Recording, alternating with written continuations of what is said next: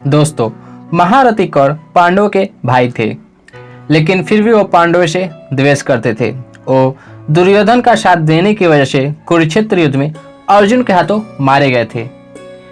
लेकिन क्या दोस्तों, आप जानते हैं मृत्यु के बाद भी कर्ण की आत्मा पांडवों से मिलने आई थी। दोस्तों, आखिर ऐसी क्या वजह बनी कि कर्ण की आत्मा को पांडवों से मिलने आना पड़ा? दोस्तों, इस बारे में हम इस वीडियो में जानेंगे, लेकिन उससे पहले हम आपको बता देना चाहते हैं यह चैनल सनातन धर्म के प्रचार प्रसार के लिए बनाया गया है, जहां पर आपको सदा सनातन धर्म से जुड़ी जानकारियां मिलती रहेंगी। इसलिए आप सभी से रिक्वेस्ट है, इस चैनल को सब्सक्राइब करें और हमें सुझाव दें। दोस्तों, महाभारत काल में एक से बढ़कर एक शक्तिशाली योद्धा हुए थे। कर्ण, द्रोण और भीष्म तो अकेले ही पांडव सेना को हरा सकते थे, लेकिन अधर्म का साथ देने की वजह से इन सबकी मृत्यु हो गई। लेकिन फिर ऐसा क्या हुआ जो कर्ण, भीष्म के साथ साथ सभी मरे हुए योद्धाओं को पांडवों से मिलने आना पड़ा? दोस्तों, ये बात महाभारत युद्ध के 16 वर्ष के बाद की है, जब गांधारी, कुंती और धृतराष्ट्र संन्यास लेकर वन में रहने लगते हैं। लेकिन पांडवों को अपनी माता कुंती को लेकर काफी ज्यादा चिंता होने लगती है, इसलिए पांडव उनसे एक दिन मिलने जाते हैं। दोस्तों, जब पांडव उनसे मिलने जाते हैं तो महर्षि वेदव्यास कुछ मुनियों के साथ वहां पधारते हैं। तब पांडव, राजा धृतराष्ट्र, महर्षि वेदव्यास, कुंती, सुभद्रा, गांधारी और द्रौपदी बैठकर दिव्य कथाओं पर चर्चा करने लग जाते हैं।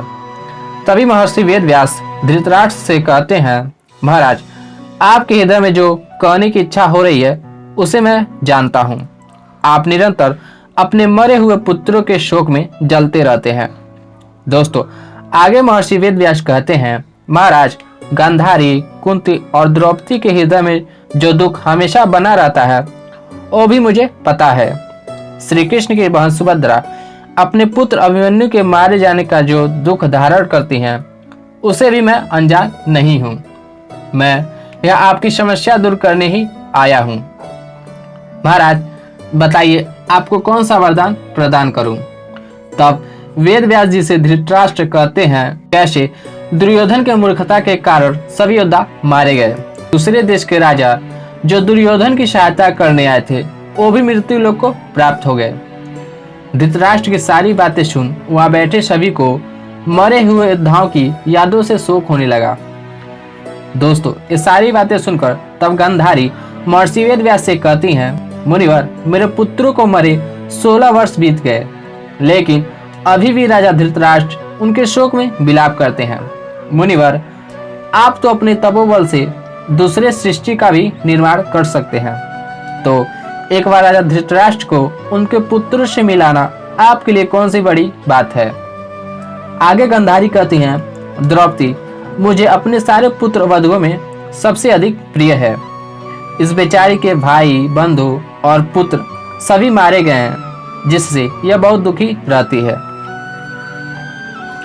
श्री कृष्ण की बहन सुभद्रा हमेशा अपने पुत्र अभिमन्यु के वध से दुखी रहती है। दोस्तों, जब गांधारी ने यह कहा तो कुंती भी अपने महान तेजस्वी पुत्र कर्ण को याद किया। जब महर्षि वेदव्यास जी ने कुंती को देखा तो उनसे पूछा, हे देवी, आप किस गम में डूबी हो? कुछ कहने की इच्छा हो तो कहो। तब कुंती ने सिर झुकाकर महर्षि वेदव्यास को प्रणाम किया और लज्जित होकर उन्हें कर्ण के त्यागने के बारे में बताया कि कैसे नवजात शिशु को नदी में बहा दिया और उसे नियति के भरोसे छोड़ दिया था। उसके लौटने के बाद भी उसे अपना पुत्र स्वीकार नहीं किया और सूत पुत्र होने के कारण उसे सबका अपमान सहना पड़ा था। दोस्तों, सबकी बातें सुन महर्षि वेदव्यास जी ने कहा, आज सारा संसार मेरे तपोबल को देख ले। गांधारी, आज रात को तू अपने पुत्रों, भाइयों और उनके मित्रों को देखोगी।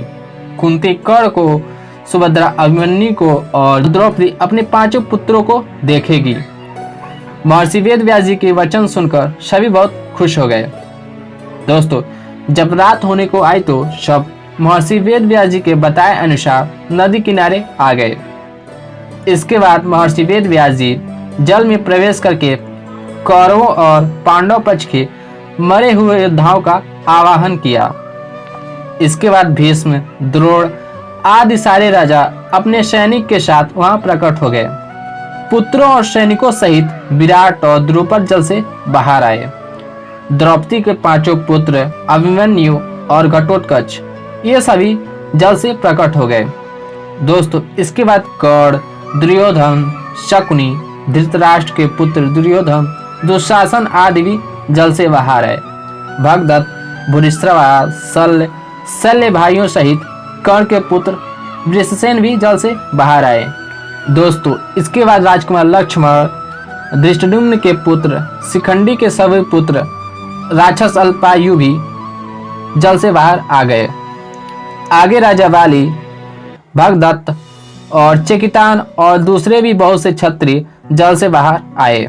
दोस्तों सभी चमकते हुए शरीर धारण करके उस जल से प्रकट हुए थे। पांडव अपने भाई कर्ण को देखकर फूट फूट कर रोने लगे, क्योंकि जब कर्ण जीवित थे तो उन्होंने कर्ण का कभी सम्मान नहीं किया था। कुछ देर बाद उनका सारा दुख दूर हो गया। दोस्तों इसके बाद सभी पांडव मिलकर कर्ण को बड़े भाई जैसा प्रेम दिया। उसके बाद वो अभिमन्यु और द्रौपदी के 5 पुत्रों से मिलकर बहुत खुश हो गए। दोस्तों सारे योद्धा एक दूसरे से मिलकर काफी प्रसन्न हुए थे। दोस्तों महर्षि वेद व्यास जी की कृपा से उन सभी योद्धाओं को एक साथ देखकर ऐसा लग रहा था कि उनके बीच कोई दुश्मनी ही ना हो। दोस्तों कौरव और पांडव अपनी दुश्मनी बुलाकर कुरुवंश की 2 भुजाएं प्रतीत हो रहे थे। दोस्तों सभी योद्धा पूरी रात मिलकर हर्ष मनाया और सुबह वापस चले गए। लेकिन उन योद्धा के जाने से पहले यह लगने लगा कि कुरुक्षेत्र के युद्ध ने उनकी सारी खुशियां छीन ली थी।